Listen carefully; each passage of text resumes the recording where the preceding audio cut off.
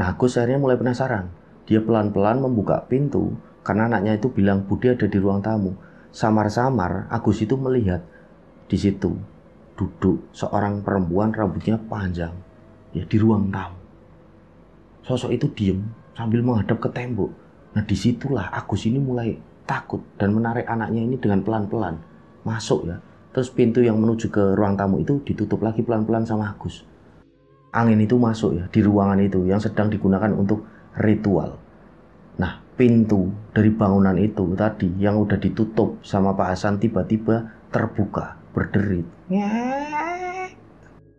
Dari cahaya remang-remang lilin, Agus itu bisa melihat ya dari sudut matanya ada seorang perempuan yang sangat cantik menggunakan gaun pengantin Jawa.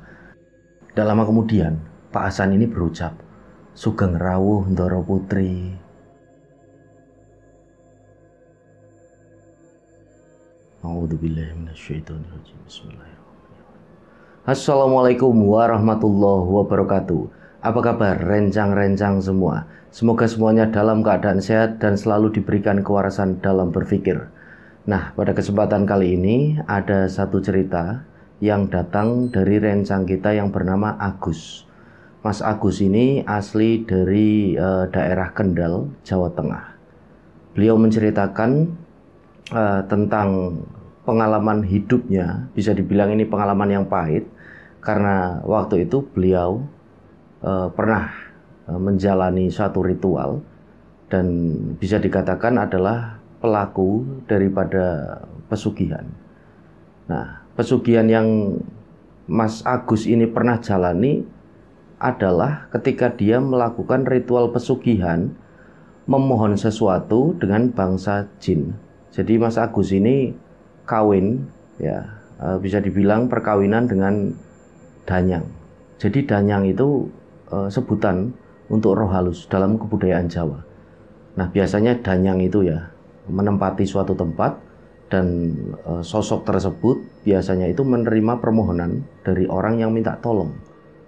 Jadi ini untuk ini aja ya wacana buat rencang-rencang yang mungkin belum paham mengenai arti daripada danyang. Nah, sebelum saya lebih dalam masuk ke ceritanya, saya dan tim mengucapkan banyak-banyak terima kasih buat rencang-rencang semua yang sudah gabung, sudah subscribe ke channel ini, sudah like, sudah komen, sudah share video-video dari channel ini. Semoga amal kebaikan rencang-rencang semua dibalas dengan sesuatu yang lebih besar dan berlipat-lipat dari Allah Subhanahu wa Ta'ala. Amin.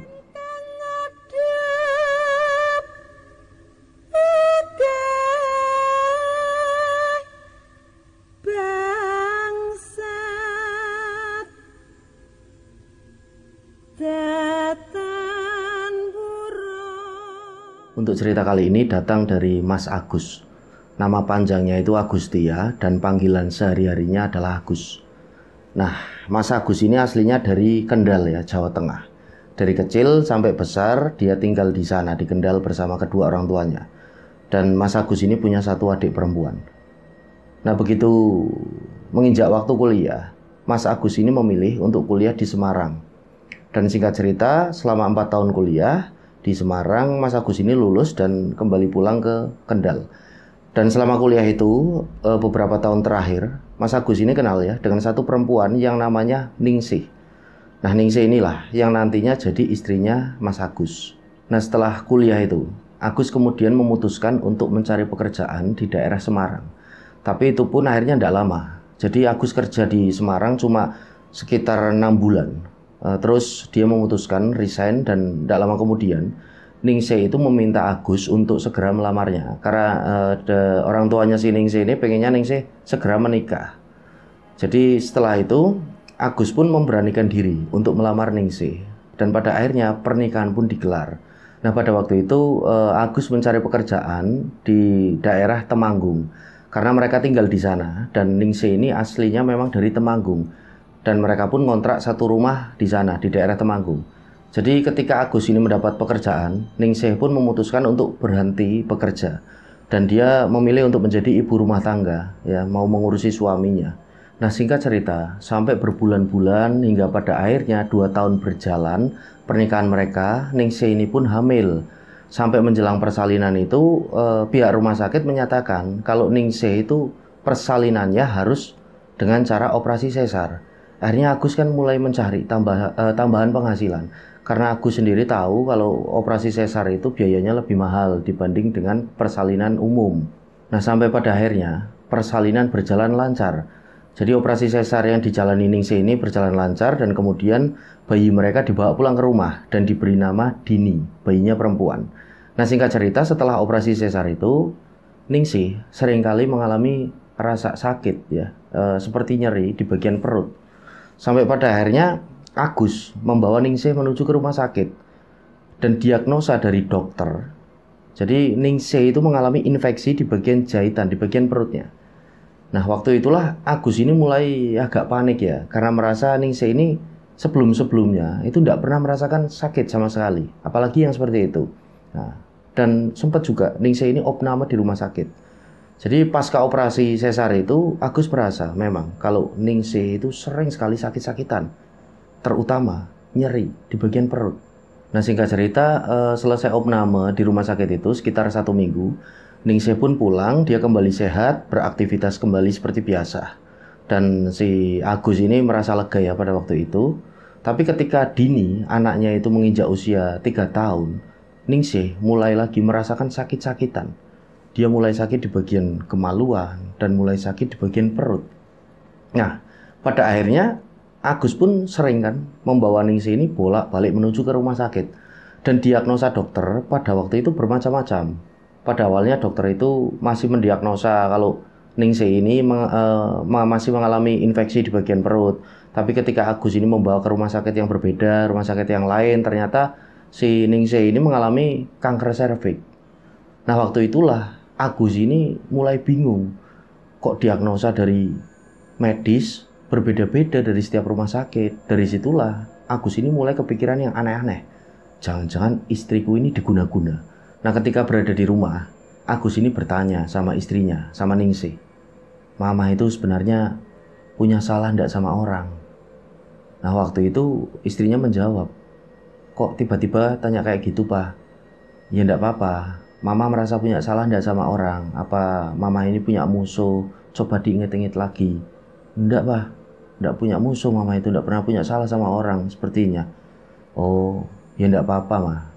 Papa ini ngerasa aja sakitnya Mama ini sakit yang enggak biasa, Ma. Coba Mama pikir, rumah sakit diagnosanya selalu berbeda-beda. Nah, khawatirku Mama ini diguna-guna sama orang, Ma.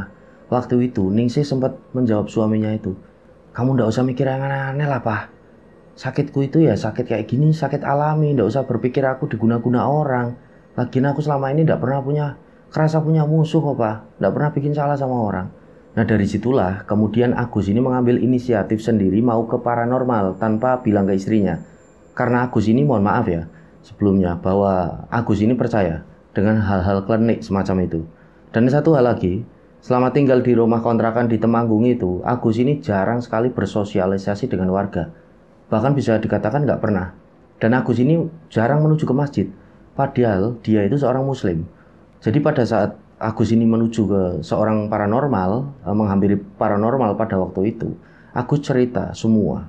Kalau istrinya ini mengalami gangguan di bagian perut, dan ternyata pada waktu itu, paranormal itu seolah-olah tahu semuanya, ya, dan setuju dengan pendapatnya Agus kalau istrinya ini kena guna-guna. Nah, jadi seolah-olah Agus itu merasa di situ kalau paranormal ini paham betul. Paranormal itu bilang, iya Mas, betul. Istri panjenengan itu diguna-guna sama orang terdekat. Waktu itu Agus percaya dengan kata-kata dari paranormal itu. Dan waktu itu Agus akhirnya menyerahkan beberapa uang. Karena solusi dari paranormal itu harus menyiapkan beberapa sesaji. Dan sesaji itu disiapkan oleh sang paranormal, dikasihkan ke Agus. Begitu sampai rumah, Mas, nanti langsung lakukan ritual seperti yang saya ajarkan tadi. Ya, jangan sampai ada yang kelewat. Agus pun menjawab, siap Pak, siap. Nanti saya lakukan ritual di rumah. Ini harus dilakukan dengan benar-benar ya. Pokoknya meyakinkan sekali paranormal itu. Pada waktu itu pokoknya Agus itu sampai percaya, sangat percaya dengan paranormal itu. Nah, begitu sampai di rumah, Agus langsung memulai melakukan ritual. yang disarankan sama paranormal tadi yang baru dihampiri. Sampai berhari-hari, berbulan-bulan, Agus ini terus percaya dengan paranormal tersebut.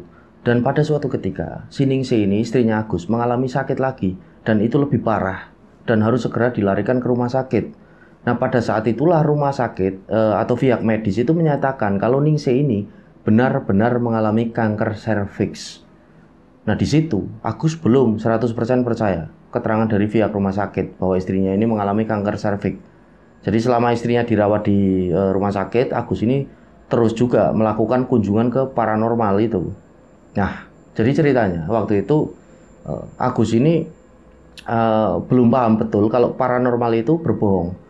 Jadi dia terus mengeluarkan biaya yang banyak uang ya ke paranormal itu. Dan juga biaya rumah sakit istrinya. Agus mengeluarkan uang juga kan. Jadi double-double. Nah, pada satu ketika waktu itu Ningsih dirawat di rumah sakit dan Agus itu di rumah bersama anaknya. Tiba-tiba waktu itu anaknya yang usianya 3 tahun, si Dini, itu membangunkan Agus. Waktu itu papanya itu kan lagi tidur. Pah, bangun Pah, itu ada Bude datang. Nah, Agus pun bangun. Bude siapa, Nduk? Jadi Agus itu heran pada waktu itu dengan anaknya. Karena selama ini Agus itu tidak pernah mengenalkan dengan Bude atau siapa. Jadi panggilan Bude itu baru keluar dari mulut anaknya itu. Nah, waktu itu kan si Agus penasaran. Bude siapa, Nduk? Tanya lagi kan papanya itu. Bude, Pak. Bude perempuan di ruang tamu. Lah, waktu itu Agus ini mulai merasa agak tidak nyaman ya. Dia merasa takut. Gimana budenya itu, Nduk? Papanya itu kan tanya. Budenya rambutnya panjang, Pak. Nah, Agus akhirnya mulai penasaran. Dia pelan-pelan membuka pintu karena anaknya itu bilang Bude ada di ruang tamu. Samar-samar Agus itu melihat di situ duduk seorang perempuan rambutnya panjang ya di ruang tamu. Sosok itu diem sambil menghadap ke tembok. Nah, disitulah Agus ini mulai takut dan menarik anaknya ini dengan pelan-pelan masuk ya. Terus pintu yang menuju ke ruang tamu itu ditutup lagi pelan-pelan sama Agus. Nah, di situ Agus itu tanya sama anaknya, tadi Bude lewat dari mana, Nduk? Nggak tahu, Dini nggak tahu, Pak. Tadi Dini lagi duduk di depan TV. Tiba-tiba pintunya itu ngebuka sendiri, terus Dini kan ke depan, melihat ke depan, di kayak giniin sama budenya, sini sama Bude. Terus Dini bangunin papa. Jadi begitulah, pokoknya itu Agus mulai takut. Coba dibuka lagi akses menuju ke ruang tamu itu, pintunya. Ternyata perempuan itu sudah tidak ada, sudah hilang. Nah, keesokan harinya Agus akhirnya akan mendatangi paranormal itu yang biasa dia datang ke sana. Di sana dia menyampaikan, Pak, semalam anak saya didatangi sosok perempuan, Pak. Itu siapa ya? Waktu itu paranormal bilang, ya itu Mas, kiriman yang mau mengguna-guna istrinya panjenengan. Dia itu wujudnya perempuan, rambutnya panjang tuh. Nah, di situ Agus percaya. Iya, Pak, rambutnya panjang. Nah, itu benar. Oh gitu ya, Pak. Ya sudah, gini aja Mas. Nanti malam lakukan ritual lagi. Seperti cara-cara yang tak ajarkan. Nah, di situ Agus masih tetap percaya. Agus pulang kembali ke rumahnya melakukan ritual. Nah, keesokan harinya Agus menuju ke rumah sakit. Ya, dia mendatangi istrinya. Pada waktu itu terlihat istrinya sudah mulai parah dan ada beberapa pernyataan dari istrinya. Istrinya itu bilang ya, si Ningsih, Pah, papa itu udah nggak usah utang-utang lagi. Sudah, Pak, ikhlaskan aku. Aku cuma minta tolong Dini dijagain. Tolong jaga dia baik-baik, anak kita satu-satunya. Dini itu ngomong ke aku, dia nanti pengen jadi dokter kalau gede. Tolong dijaga ya, Pak ya. Sudah, Papa ndak usah utang-utang lagi. Ini biaya rumah sakit, aku yakin pasti habis banyak. Dan kamu pasti hutang. Udah, kamu ndak usah utang-utang lagi, Pak. Nah, di situ Agus ini kan menjawab pernyataan dari istrinya. Mah, ndak usah ngomong gitu. Aku ini ndak utang. Ndak usah ngomong gitu. Aku itu punya uang. Nah, sementara Agus sendiri ini sadar sebenarnya hutangnya sudah menumpuk untuk pengobatan istrinya. Waktu itu Agus sama sekali tidak bilang sama istrinya kalau hutangnya itu memang sudah menumpuk. Dan jadi setelah perbincangan itu, 2 hari kemudian istrinya Ningsih meninggal dunia. Nah, dari situlah Agus ini merasakan kesedihan yang sangat dalam. Dan di situ dia tidak mikir satupun mengenai hutang-hutangnya yang numpuk. Yang penting pada waktu itu dia berpikiran kalau istrinya ini harus sembuh. Makanya di sisi lain, Agus juga berpikiran menghubungi paranormal. Jadi yang ada di pikirannya Agus pada waktu itu, jangan-jangan istriku diguna-guna. Jadi selain pengobatan medis, Agus juga menghubungi paranormal, mengantisipasi hal-hal yang semacam itu. Nah, pada satu ketika proses pemakaman ini pun dilaksanakan, ada satu sosok ustadz yang bisa dikatakan dituakan ya, disegani oleh warga sekitar. Namanya Pak Suud. Beliau ini datang ke proses pemakaman istrinya dari Agus. Nah, Pak Suud ini biasanya memimpin sholat di masjid yang letaknya itu di dekat rumahnya Agus. Dia datang dan pada waktu itu Pak Suud ini menepuk pundaknya Agus terus bilang, "Mas, yang sabar ya, semua ini sudah kehendak dari Allah." Nah, pada waktu itu Agus cuma menjawab, "Nggih Pak, iya Pak, terima kasih." Terus tidak lama kemudian setelah perbincangan panjang lebar itu, terlihat di rumahnya Agus itu tamu-tamu sudah mulai pada pulang sekitar jam 9 malam. Nah, tamu-tamu pada pulang, pada waktu itu Pak Suud itu sedang ada di situ, masih ada di situ. Akhirnya Agus kan menghampiri Pak Suud, ngobrol, dan setelahnya Pak Suud ini sempat bilang ke Agus, "Mas, sudah pokoknya yang sabar ya Mas ya, nggak usah mikir yang macam-macam. Ini semua sudah kehendak Allah." Seperti Pak Suud ini tahu sesuatu. Nah, karena Agus penasaran, akhirnya Agus ini bercerita, "Pak, sebenarnya saya curiga Pak dengan meninggalnya istri saya ini Pak. Diagnosa dari rumah sakit, itu diagnosa medis. Istri saya kan mengalami kanker serviks, tapi selain itu saya ini juga menghubungi paranormal Pak. Dan kata paranormal itu ada yang mengguna-guna istri saya Pak. Dan sempat Pak, anak saya juga melihat ada sosok perempuan yang datang ke rumah ini." Dan waktu itu Pak Suud ini merangkul Agus itu sambil tersenyum. "Mas, sampean itu keliru Mas, panjenengan itu keliru. Kenapa kok sampai panjenengan itu menghubungi paranormal? Dan panjenengan ini tahu dari mana kalau istri jenengan itu diguna-guna? Mas, ya gimana ya Pak? Pada waktu itu saya kan cuma ini Pak, yakin aja Pak. Karena awalnya itu diagnosa dari rumah sakit beda-beda Pak. Makanya dari situ saya itu punya pendapat kalau istri saya itu diguna-guna Pak." Nah, pada waktu itu Pak Suud bilang lagi sama Mas Agus, "Mas, sudahlah Mas, insya Allah tidak ada apa-apa, tidak ada guna-guna. Ya, panjenengan justru salah sampai menghubungi paranormal. Karena paranormal ini mengambil kesempatan panjenengan. Jadi dia berusaha untuk mewujudkan apa yang panjenengan pikirkan. Jadi sosok perempuan yang dilihat anak jenengan itu, Dek Dini itu, ya kiriman dari paranormal itu." Lah, pada waktu itu aku cuma diam dan melihat ke arah Pak Suud. Kok masuk akal ya? Nah, dari situlah kemudian Agus ini dinasehati lagi oleh Pak Suud. "Mas, mohon maaf ya, panjenengan itu saya lihat kok jarang ke masjid.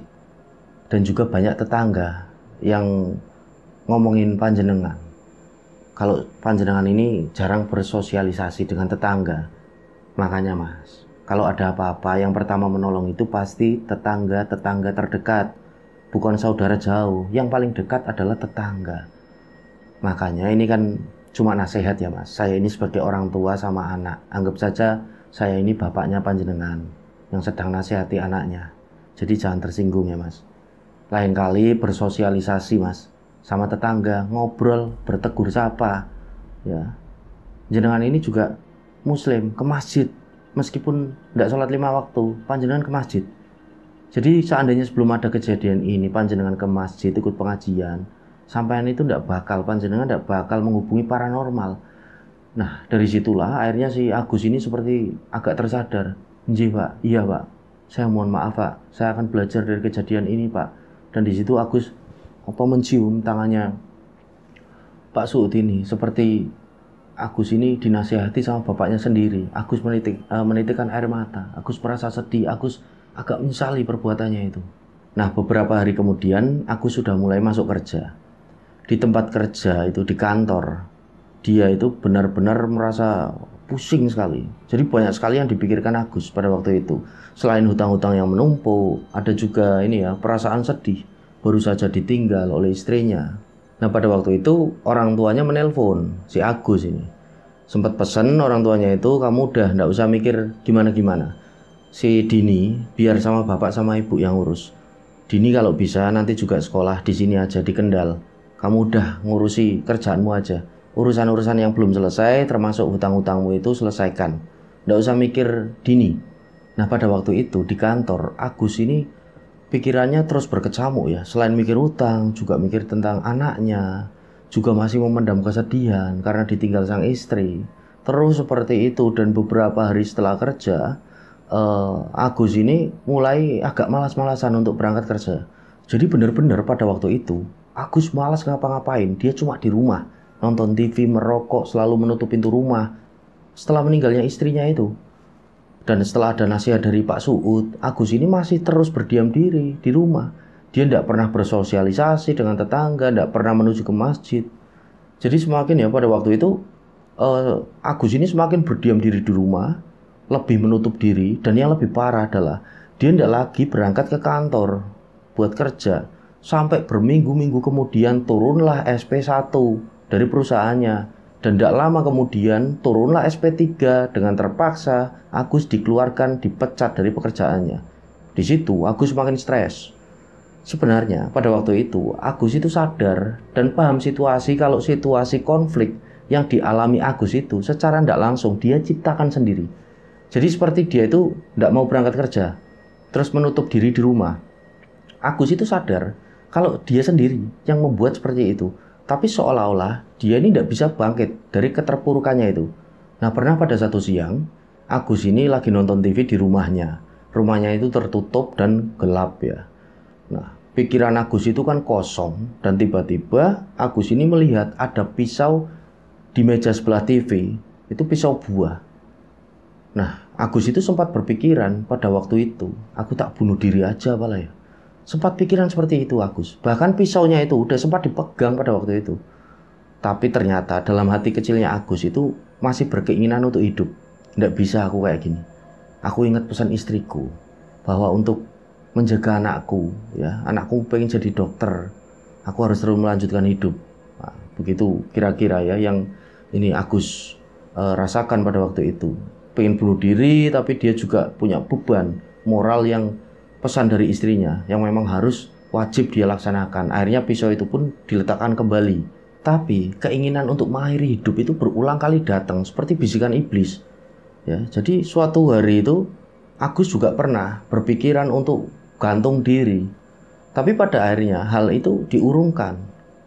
Nah, singkat cerita, pada satu sore datang satu teman Agus. Namanya itu Fandi ya. Dia itu tergolong orang yang sudah mampu. Dia datang pakai mobil, keluar dari mobil, dan setelahnya Agus mempersilahkan temannya itu masuk ke rumah. Dan ternyata Fandi itu sudah dengar ya, kalau Agus itu dipecat dari kerjaannya. Dia itu punya hutang yang banyak, numpuk ya. Sampai di situ Agus akhirnya, ya aku juga sempat kepikiran mau bunuh diri. Kamu itu kok gimana Gus? Nggak kerja, utangmu numpuk. Maumu itu apa sebenarnya? Nah di situ Agus itu nyeletuk. Yo mending aku tak cari pesugihan aja Pak Yandi ya. Kalau kayak gini tak cari pesugihan aja lah. Nah waktu itu Fandi itu ternyata menanggapi perkataan dari Agus. Loh bener toh? Harap golek pesugihan. Bener mau cari pesugihan. Ya iya tak golek pesugihan wae lah. Gak usah kerja, aku gak usah kerja. Nah pada waktu itu Fandi ini ternyata menanggapi dengan serius mengenai pesugihan itu. Fandi berucap, kalau kamu memang mau cari pesugihan itu, ya ayo tak antar. Ya, ini beneran, Di. Masa aku guyon, masa aku bercanda? Ya beneran lah. Ayo, mau cari pesugihan, tak antar. Kamu siapnya kapan? Sekarang, ayo berangkat. Siap. Tapi kamu jangan bilang ini pesugihan loh ya. Ini guru spiritualku. Guru spiritual maksudnya gimana, Di? Dukun gitu? Ya ndak dukun. Ini guru spiritualku. Wes lah kamu tak aja. Mau kapan berangkatnya? Kapan-kapan apa sekarang? Oh ya sudah Di, sekarang aja ya. Ya aku tak mandi dulu. Ya sana sudah mandi. Akhirnya mandi, si Agus ini kan mandi. Nah pas mandi ini, ya, pas lagi mandi itu Agus sempat kepikiran, ini bener ndak ya aku mau melakukan pesugihan. Jadi selama mandi Agus itu berpikir dan ada keraguan. Tapi karena pada waktu itu Agus ini udah pusing, udah kepepet, gimana lagi ya dalam hati kecilnya itu. Akhirnya singkat cerita dia ikut naik ke mobilnya Fandi. Ya perjalanan dari Temanggung itu menuju ke satu daerah masih sekitaran Jawa Tengah, memakan waktu kira-kira 2 jam perjalanan. Dan begitu sampai Agus ini diajak ke satu tempat ya seperti bangunan gazebo. Di sana mereka duduk-duduk.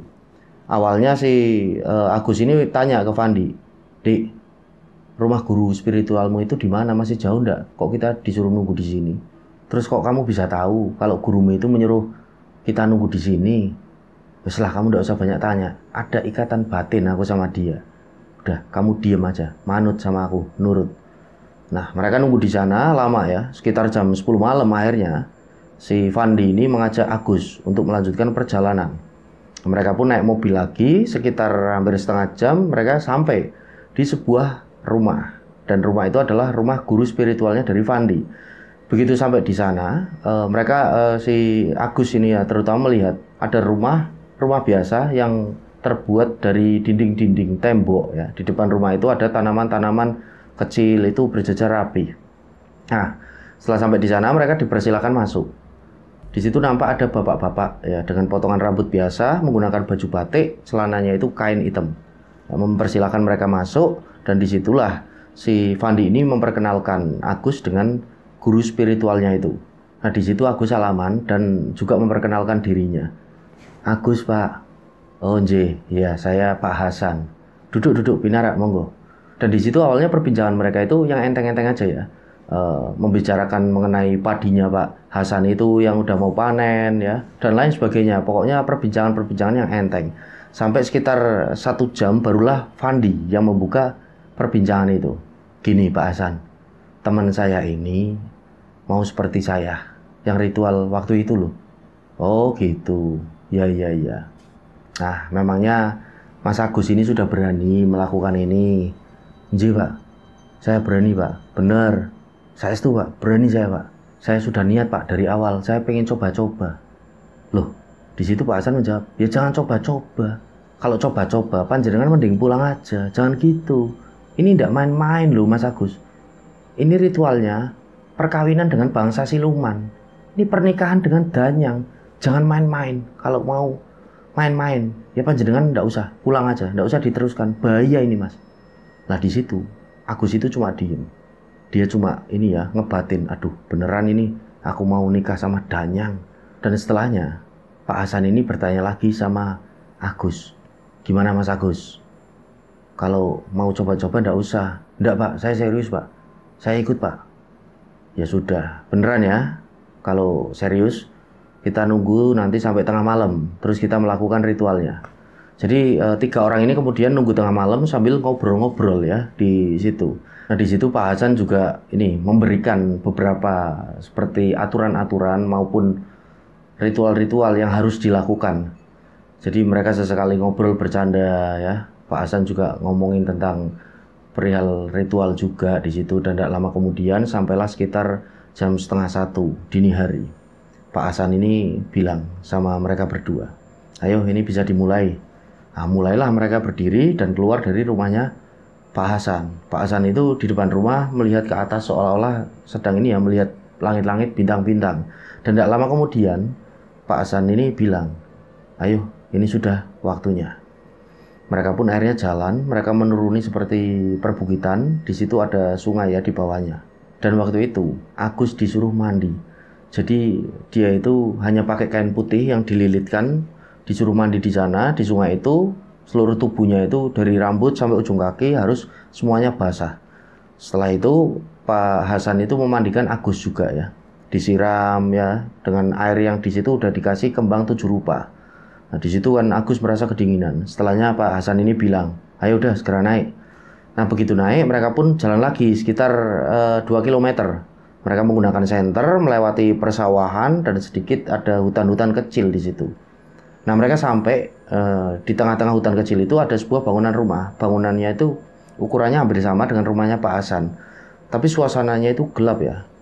Di kanan kiri itu tidak ada sama sekali tetangga dan cuma ada satu penerangan menggunakan lampu yang berwarna kuning hangat. Nah, Pak Hasan mulai membuka gembok rumah itu. Setelah dibuka ternyata di dalam rumah itu ada ruangan besar, tapi tidak ada apapun. Di pojok itu cuma ada kayak kardus-kardus itu menumpuk. Di bangunan itu ada 2 kamar. Mereka bertiga akhirnya masuk. Nah, setelahnya mereka pun menyalakan lilin ya. Menyalakan lilin ada sekitar 3 lilin yang dinyalakan. Nah, setelah dinyalakan lilin itu si Agus ini melihat ke sekitar ya. Dia melihat ada banyak sekali bunga-bunga kembang 7 rupa yang sudah mengering, tapi baunya itu masih wangi. Nah, tidak lama kemudian, Pak Hasan ini mengambil kain putih, dan kain putih ini pun digelar di ruangan itu. Dan Agus juga ini ya, mencium wewangian dupa yang benar-benar menyengat. Nah, mulailah proses itu. Jadi waktu proses itu dimulai, suasananya sangat hening ya, cuma terdengar serangga-serangga malam, krik krik krik krik. Nah, di situ Pak Hasan ini bilang sama Agus itu, Mas Agus, siap ya, ikuti petunjuk saya dan jangan lakukan apapun. Pokoknya kalau ada sesuatu yang terjadi nanti ingat ya, jangan lakukan apapun. Ji Pak, siap-siap Pak. Nah, tidak lama kemudian Pak Hasan ini seperti membacakan mantra. Dan setelahnya Pak Hasan bilang lagi sama Agus, pokoknya kamu kalau ada apa-apa jangan gerak, jangan ngomong apapun, wes pokoknya kamu diem aja, jangan lari, jangan sampai lari. Ji Pak, iya Pak, siap Pak. Nah, setelahnya Pak Hasan ini melanjutkan membaca mantranya. Dan tiba-tiba ada angin yang berhembus. Angin itu masuk ya di ruangan itu yang sedang digunakan untuk ritual.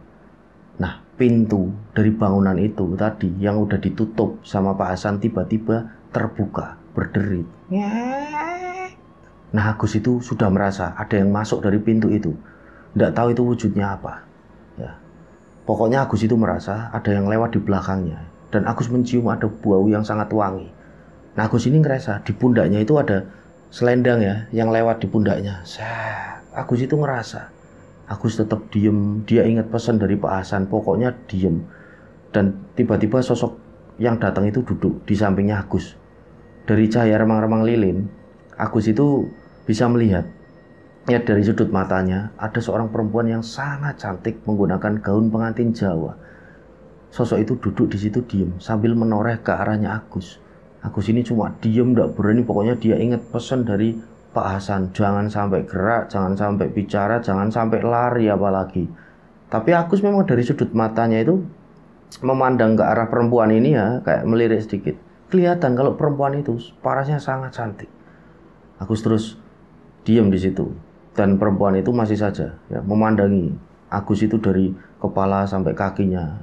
Tidak lama kemudian, Pak Hasan ini berucap, Sugeng rawuh Ndoro Putri. Nah, setelahnya Pak Hasan langsung mengungkapkan keinginannya bahwa ingin menikahkan Agus dengan Ndoro Putri. Dan suasana pada waktu itu tiba-tiba memang berubah menjadi sangat mistis. Nah, setelah Pak Hasan itu mengungkapkan keinginannya, Ndoro Putri ini entah ngomong apa ya, tapi yang jelas Pak Hasan itu menangkap.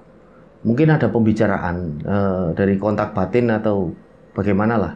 Nah, di situ Pak Hasan seolah mengiyakan dan berucap, matur suwun Ndoro Putri, matur suwun sanget. Nah, pada waktu itulah Pak Hasan ini memegang pahanya Agus.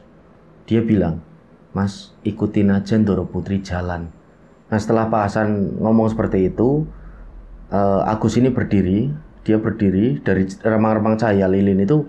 Agus bisa melihat paras perempuan ini wajahnya putih, cantik, rambutnya panjang. Dan sosok Ndoro Putri itu jalan ya menuju ke lorong kamar. Yang tadi ada 2 kamar, masuk salah satunya. Nah, di situ sosok tersebut jalan. Nah, setelahnya Pak Hasan itu mewanti-wanti lagi sama si Agus ini. Pokoknya jalan di belakangnya Ndoro Putri dan jangan sekali-kali melihat ke belakang. Ingat pesan saya, jangan melihat ke belakang. Akhirnya Agus pun nurut, mengikuti Ndoro Putri itu jalan, semakin menuju kegelapan. Suasana itu menjadi semakin gelap. Nah, di jalan itu, Agus merasa kalau jalannya itu semakin lama, semakin basah. Dan lama-kelamaan, Agus itu merasa kakinya ini semakin tenggelam. Dan kondisi air itu sampai ke arah lututnya. Nah, pada waktu itulah Agus ini sempat berpikir, loh, perasaan kan tadi masuk ke lorong kamar, kenapa kok tiba-tiba berubah seperti di gua yang banyak airnya. Tapi karena di situ Agus ini masih ingat pesannya Pak Hasan, pokoknya jangan sampai noleh ke belakang, ikuti terus ya Ndoro Putri.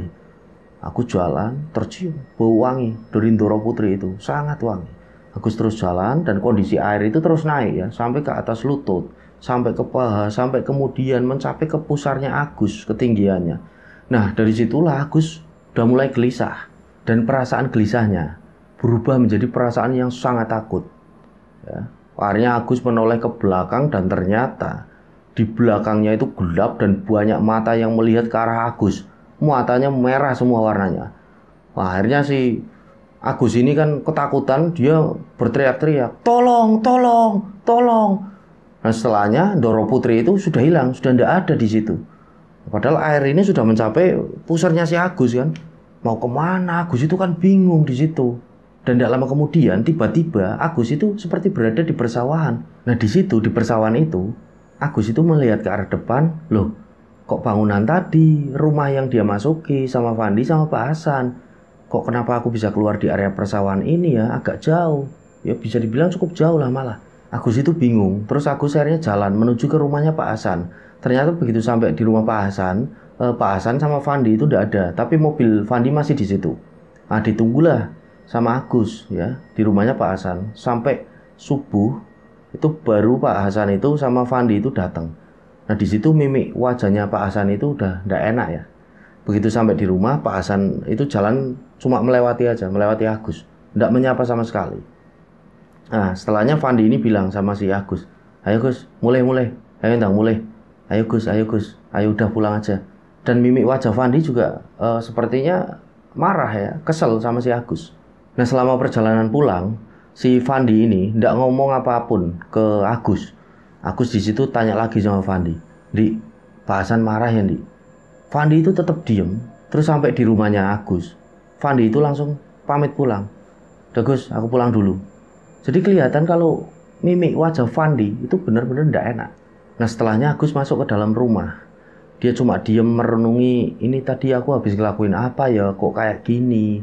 Mudah-mudahan aja gagal lah. Nah keesokan malamnya Agus itu merasa diteror ya oleh sosok Ndoro Putri.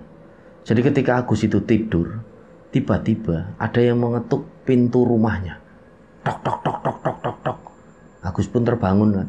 Dia melihat jam. Sudah jam 11 malam. Siapa ya yang ngetok pintu? Terus Agus itu mau kembali tidur. Begitu mau tidur Agus ini ingat, loh kok ngetuk pintu rumah? Padahal rumahku itu ada pagernya, tak gembok. Seharusnya kalau ada orang ngetuk pintu harus masuk ke pagar dulu. Waduh ini siapa ya? Nah akhirnya Agus kan langsung bangun, dia menuju ke depan, dibuka pintu rumahnya, ternyata tidak ada siapapun di situ. Dan tiba-tiba Agus itu melihat seperti ada sekelebatan bayangan lari dari arah kamarnya Agus menuju ke toilet. Akhirnya kan Agus menuju ke toilet kan, ternyata tidak ada apa-apa di toilet. Akhirnya begitu Agus ini mau masuk ke kamar, dari sela-sela pintu kamar yang terbuka itu, Agus melihat ada sosok Ndoro Putri tadi duduk menghadap jendela. Dan Ndoro Putri itu melirik ke arahnya Agus, tapi wajahnya itu tidak seperti pertama kali Agus itu melihat. Pertama kali Agus melihat ya dari samar-samar cahaya lilin waktu sama Fandi dan Pak Hasan itu, Ndoro Putri itu kan cantik, parasnya sangat cantik. Tapi yang dilihat Agus di kamar pada malam itu, wajah Ndoro Putri itu hancur bopeng, benar-benar menyeramkan. Akhirnya kan Agus menuju keluar ya, lari dia dan tidak berani pulang pada waktu itu. Nah setelahnya Agus ini menuju ke masjid, nunggu di masjid ya seperti kayak minta perlindungan sendirian. Nah sampai akhirnya subuh hari tiba, Pak Suud datang ke masjid. Dia melihat Agus yang lagi duduk di depan masjid, langsung menyapanya, Alhamdulillah. Gitu Mas Agus ke masjid.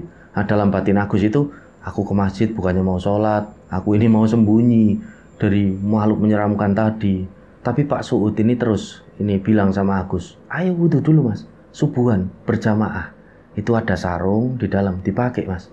Ayo. Akhirnya Agus terpaksa wudhu. Ya, awalnya Agus ini terpaksa ya. Awalnya itu terpaksa dia wudhu. Dia itu ngebatin ini bener ndak ya, wudhunya bener ndak. Pada waktu itu kan memang Agus ini udah ndak pernah sama sekali sholat pada waktu itu. Terus tiba-tiba Pak Suud ini menepuk pundaknya Agus. Kenapa Mas Agus? Lupa ya caranya wudhu? Ya udah ikutin saya ya. Akhirnya di situ Pak Suud ini wudhu. Nah setelah wudhu Pak Suud ini bilang sama Agus, Mas Agus masih ingat adzan nggak? Wah jujur aja saya udah lupa Pak. Ya sudah, ayo masuk aja ke masjid. Nanti biar anak-anak yang adzan, nunggu anak-anak. Dan pada akhirnya Agus ikut sholat. Begitu sholat, dia seperti tersadar, dalam hatinya itu membatin, kok tenang ya. Dan setelah sholat itu, Agus menemukan solusi-solusi dari permasalahannya. Dan sejak pertemuan dengan Pak Suud di masjid, Agus pun sering pada akhirnya menuju ke masjid karena dia merasa nyaman berdiskusi dengan Pak Suud. Di sana dia sholat. Dan Agus ini tidak tahu selama ini kalau Pak Suud ini ternyata adalah orang yang terpandang, orang kaya, pengusaha, bisnismen, dan juga seorang dosen, seorang intelektual. Jadi selama ini Agus itu hanya memandang orang dari kulitnya saja. Jadi Agus itu tidak paham. Ya, pertama kali ketemu Pak Suud, yang ada di pikirannya Agus itu waktu itu Mas Agus ini jujur ya, ketika bertemu Pak Suud ini aku itu memandang Pak Suud itu cuma seorang ustadz kampung yang mendapatkan bayaran nggak seberapa dari orang-orang yang ada di kampung. Padahal Pak Suud ini adalah orang terpandang, orang kaya dan orang sukses yang dia sendiri, Pak Suud, itu tidak mementingkan masalah dunia sama sekali. Ya. Jadi di situ Agus merasa tertampar. Disitulah Agus itu merasa, inilah sebenarnya orang bijak itu, yang seperti sosok Pak Suud, kaya raya, sukses, tapi sama sekali tidak mementingkan kekayaannya. Dia intelektual, tapi sama sekali tidak menggurui. Nah, sejak pertemuan-pertemuan itulah, akhirnya Agus itu ke masjid, ya, dengan adanya Pak Suud ini. Nah, singkat cerita, ada mantan karyawan dari Pak Suud yang kemudian dikenalkan dengan Agus, dan mereka pun menjalin hubungan. Sampai cerita ini dikirimkan kepada kami, mereka sudah menikah selama hampir 2 tahun. Nah, inilah cerita yang dikirimkan Mas Agus kepada kami. Terima kasih Mas Agus dan keluarga yang sudah mengirimkan cerita pribadinya ini. Semoga rencang-rencang semua bisa mengambil hikmah dan bisa mengambil kesimpulan dari cerita ini. Mohon maaf kalau ada salah-salah kata. Saya Sukmarga pamit undur diri. Wassalamualaikum warahmatullahi wabarakatuh.